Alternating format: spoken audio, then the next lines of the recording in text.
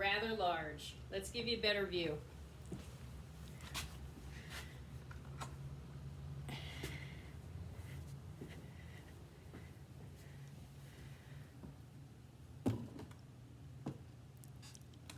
I'll let you enjoy that lovely view while I close the doors.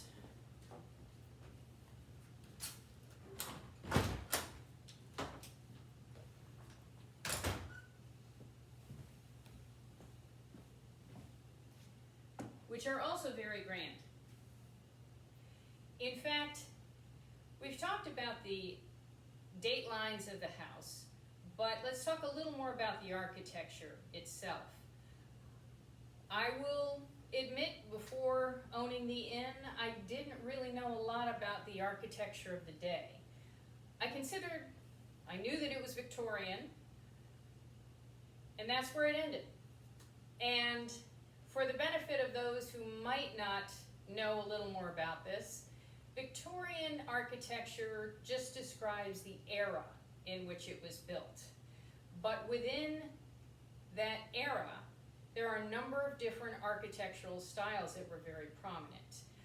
People usually know about Queen Anne. For instance, the Bailey House that's up the street, private residence, beautiful, beautiful home. That is a Queen Anne. There are painted ladies with all of the different colors in it. You see a lot of those in San Francisco. There's a little bit of Gothic, but there's also the style of Fairbanks house, which is Italianate. Now, anyone who's been to Italy will probably recognize the Fairbanks house on every hillside, because that's pretty much what it was about. And what makes it Italianate versus Queen Anne is that in a Queen Anne, the porches will have square angles. They'll all be right angles. And then the turret at the top is rounded. In an Italianate style house, all of the porches have arches. In fact, it's referred to as arched piazzas.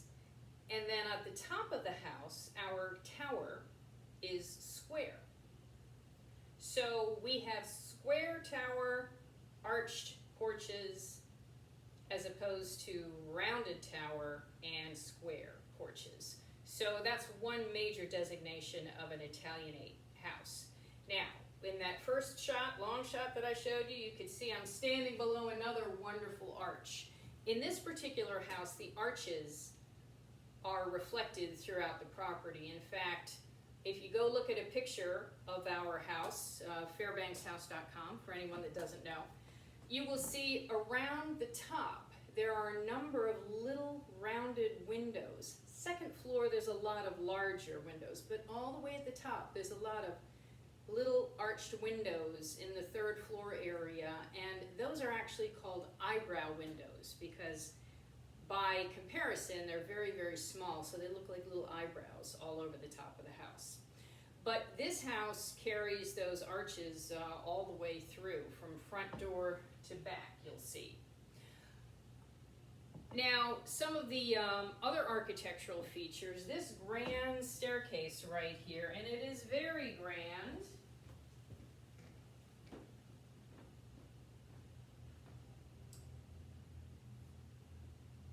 Was all built from Honduran mahogany. Again, the Fairbanks wanted to have the best house in town, and so they brought in all the best materials. We already talked about the Minton tiles that are around the fireplace. So this is all Honduran mahogany. So just imagine, if you will, the ladies of the day twirling in their chiffon coming down these stairs, which I should have just stopped there. But no, I went too far. But those of you who know me know that's how I roll. So we have this really, really wonderful grand entryway on the house. In fact, let me just show you a little bit of the ceiling there, which is really quite exquisite. Sorry it's not more of a wide angle. Try to get my head out of it.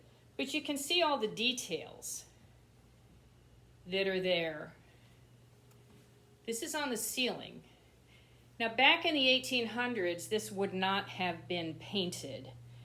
And I will confess that I'm not sure who painted it these exact colors, but I know when the Hale family had it, they painted over a lot of the woodwork. In fact, the stairs right there were painted white. Now it's just the underside that's painted white. But I think it's quite striking, the accent colors that are there. So we don't mind some of the woodwork being painted. Now at some point, someone actually painted over the tile work on the fireplaces. And someone evidently did a loving restoration there. I believe it was Buff and Sally that took care of that. So we have all of this beautiful Honduran mahogany. And again, you see that arch there, and you'll see it in the windows.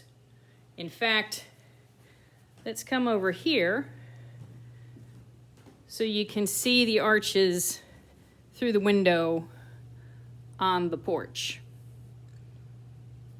Sorry for my shaky hands there, but trying to line it up. And that goes all the way around the house.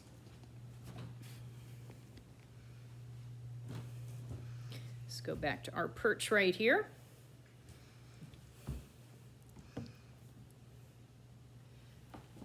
Oops, forgot to show you one other thing. Right here is a light fixture that was in the house originally. Now at the time it was an oil lamp, and over the years it was electrified. In 1980, when this became apartments, before the house was auctioned off, a lot of the fixture, furnishings were also auctioned off, or just one big old sale. So a lot of the original fixtures and parts of the house were actually lost. There's still a tremendous amount that's original in the house. In fact, all of the hardware, everything that you see over here is all original. The fireplaces are all original. But if you look at even the hardware here on the doors, that's original. In fact, let's look over here.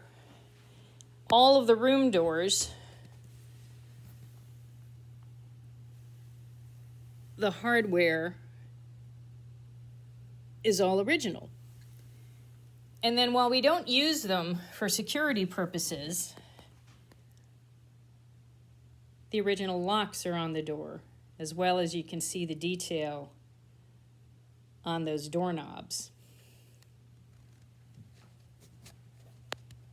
And in fact, everywhere you look around the house, you'll see these little medallions above the doors in the corner that are all dogwood flowers. And those were all hand painted by the former owner. And we think they're quite lovely. One of the other things that I wanted to show you, and let me see if I can get a good camera angle on this. Sorry for all the walking and talking today. This is let's go back here so you can see. We're in the foyer here. That would have gone out to the kitchen before. And so this is the original guest room on the house. The family bedrooms were all on the second floor. And when they had overnight guests, they didn't want them to be on the same floor as the family. So the guests would stay overnight here. And in fact, today we call it the guest room. It has a queen and a twin bed. And then this is another one of those wonderful fireplaces that have the carved soapstone design. Again, quite beautiful. And then over here, what's that? Another wall that doesn't go all the way up? I bet that's not original. And that's correct. This side of the wall, there is a shower for the library room behind that. So part of the bathroom needed to be bumped into this room. And then on the other half is a closet. So 2 birds, 1 stone. There you go.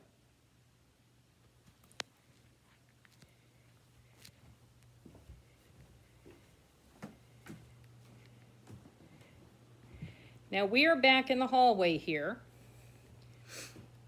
So to keep airflow going, there were doors opposite each other at the front and the back of the house.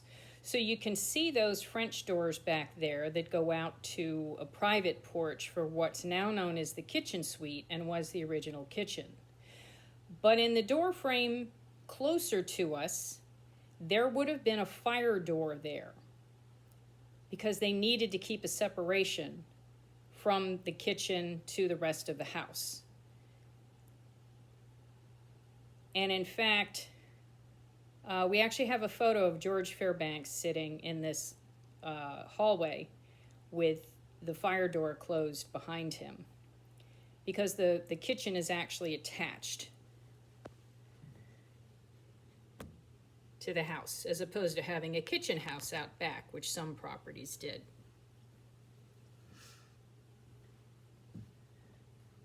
So that's our grand foyer. Forgive me, foyer. Foyer, that's me. So I hope you enjoyed our grand entrance today, and tomorrow we will move into some other guest rooms. Thanks again. And if there's anything in particular that you want to see, please let me know in a comment. Thanks for watching, guys. Take care.